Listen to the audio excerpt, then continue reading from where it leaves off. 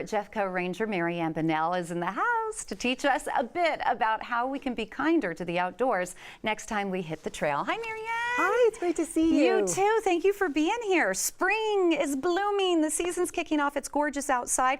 What should we be looking for along the trail? Well, one of my favorite things this time of year, and today the showers are wonderful because it's going to bring us more of what I love to see along the trail, which is wildflowers. Yeah. And I think wildflowers are one of those delightful things that people enjoy looking at, but they don't think very much about what those wildflowers are up to. They are on a mission. And what's that mission? Who are they trying to attract? Well, they're in the mission. They're in the business of attraction, and they're attractive to us because they're beautiful, but they're also trying to attract a middleman.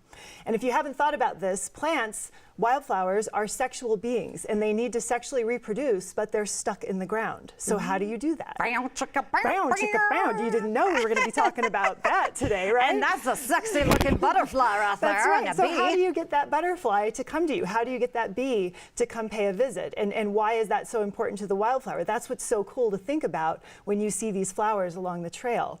One of the things that people don't realize is that wildflowers have a very specific mission. They're trying to get certain pollinators to come. And they do it in very specific ways. Well, tell me, what kind of way? Is it the fragrance? Well, fragrance is super important. So some animals are they respond to fragrance. In fact, a funny thing is some plants actually smell really stinky. So there are flowers that smell like dirty gym socks because they're in the business of attracting flies.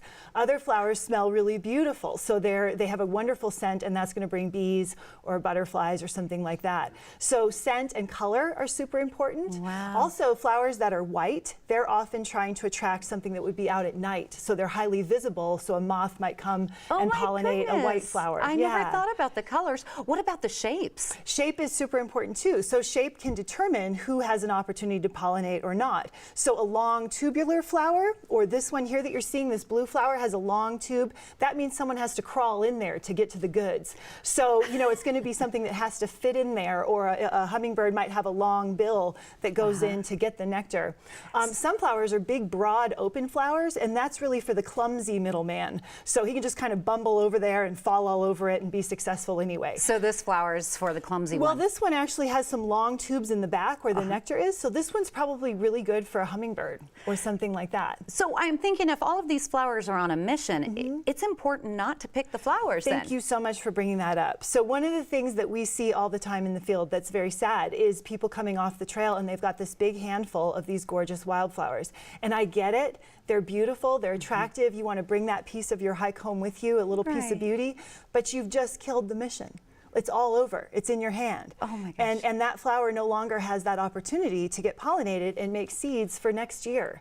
And so if you truly enjoy wildflowers and you want other people to enjoy wildflowers, take a picture, share it on your phone, give this bee a chance to have a meal and make a difference for the wildflower, and just leave them where they are. Well, I had no idea those wildflowers were so naughty. I know. Yeah, baby. Okay, you can find more tips and information about wildflowers from Ranger Mary Ann Bonnell. Visit jeffco.us/parks.